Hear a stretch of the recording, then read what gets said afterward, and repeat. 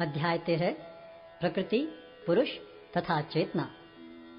अर्जुन ने कहा, हे कृष्ण, मैं प्रकृति एवं पुरुष, क्षेत्र एवं क्षेत्रज्ञ तथा ज्ञान एवं ज्ञेय के विषय में जानने का इच्छुक हूँ। श्री भगवान ने कहा, हे कुंती पुत्र, यह शरीर क्षेत्र कहलाता है और इस क्षेत्र को जानने वाला क्षेत्रज्ञ है। हे भरतवंशी, तुम्हें ज्ञात होना चाहिए कि मैं भी समस्त शरीरों में ज्ञाता भी हूँ और इस शरीर तथा इसके ज्ञाता को जान लेना ज्ञान कहलाता है, ऐसा मेरा मत है। अब तुम मुझसे यह सब संक्षेप में सुनो कि कर्म क्षेत्र क्या है, यह किस प्रकार बना है, इसमें क्या परिवर्तन होते हैं, यह कहाँ से उत्पन्न होता है, इस कर्म क्षेत्र को जानने वाला कौन है और उसके क्या प्रभाव हैं। विभिन्न वैदिक ग्रंथों में विभिन्न ऋषियों ने कार्यकलापों के क्षेत्र तथा उन कार्यकलापों के ज्ञाता के ज्ञान का वर्णन किया है। इसे विशेष रूप से वेदांत सूत्र में कार्य कारण के समस्त तर्क समेत प्रस्तुत किया गया है। पंच महाभूत, अहंकार, बुद्धि, अव्यक्त, 10 इंद्रियां तथा मन, 5 इंद्रिय विषय, इच्छा, द्वेष, सुख, दुख, संघात, जीवन के लक्षण तथा धैर्य, इन सब को संक्षेप में कर्म का क्षेत्र तथा उसकी अंतःक्रियाएं कहा जाता है।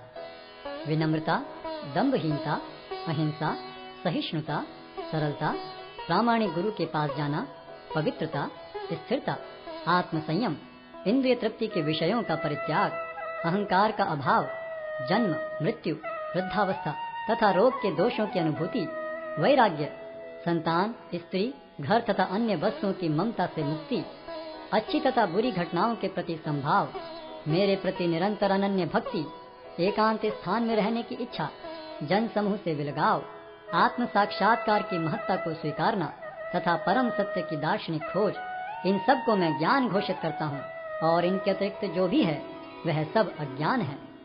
अब मैं तुम्हें ज्ञेय के विषय में बतलाऊंगा, जिसे जानकर तुम नित्य ब्रह्म का आस्वादन कर सकोगे।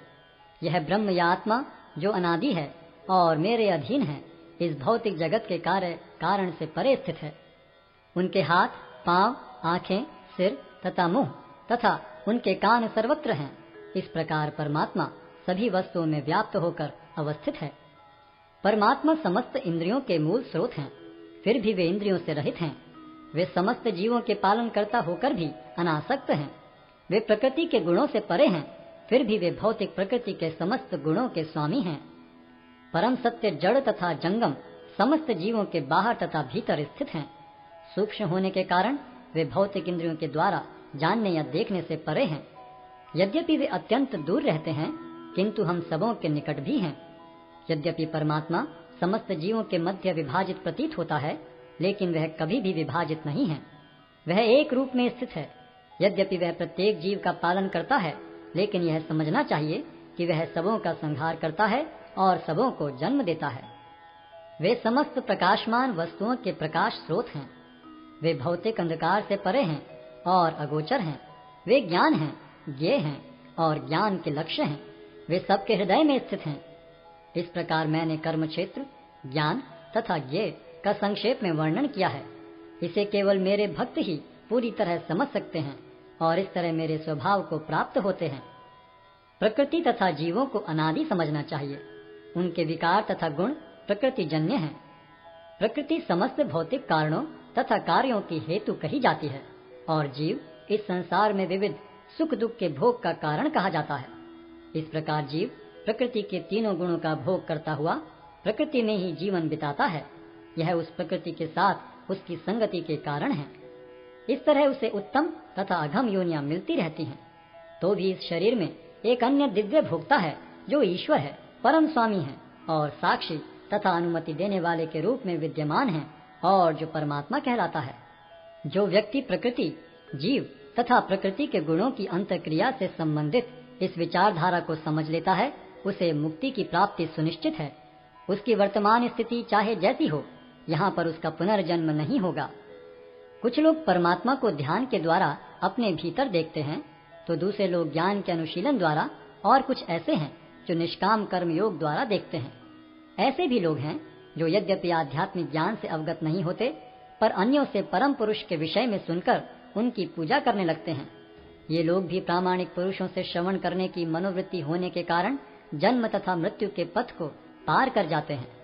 हे भरतवंशियों में श्रेष्ठ, यह जान लो कि चर तथा अचर जो भी तुम्हें अस्तित्व में दिख रहा है वह कर्म क्षेत्र तथा क्षेत्र के ज्ञाता का संयोग मात्र है।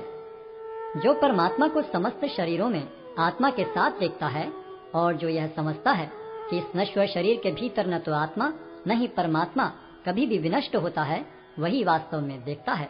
जो व्यक्ति परमात्मा को सर्वत्र तथा प्रत्येक जीव में समान रूप से वर्तमान देखता है वह अपने मन के द्वारा अपने आप को भ्रष्ट नहीं करता। इस प्रकार वह दिव्य गंतव्य को प्राप्त करता है।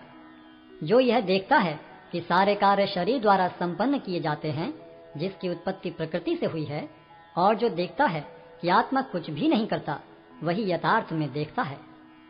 जब विवेकवान व्यक्ति विभिन्न भौतिक शरीरों के कारण विभिन्न स्वरूपों को देखना बंद कर देता है और यह देखता है कि किस प्रकार से जीव सर्वत्र फैले हुए हैं, तो वह ब्रह्म बोध को प्राप्त होता है। शाश्वत दृष्टि संपन्न लोग यह देख सकते हैं कि अविनाशी आत्मा दिव्य, शाश्वत तथा गुणों से अतीत है। हे अर्जुन, भौतिक शरीर के साथ संपर्क होते हुए भी आत्मा न तो कुछ करता है और न लिप्त होता है। यद्यपि आकाश सर्वव्यापी है, किंतु अपनी सूक्ष्म प्रकृति के कारण किसी वस्तु से लिप्त नहीं होता।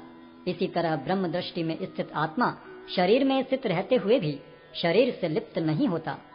हे भरतपुत्र, जिस प्रकार सूर्य अकेले इस सारे ब्रह्मांड को प्रकाशित करता है, उसी प्रकार शरीर के भीतर स्थित एक आत्मा सारे शरीर को चेतना से प्रकाशित करता है।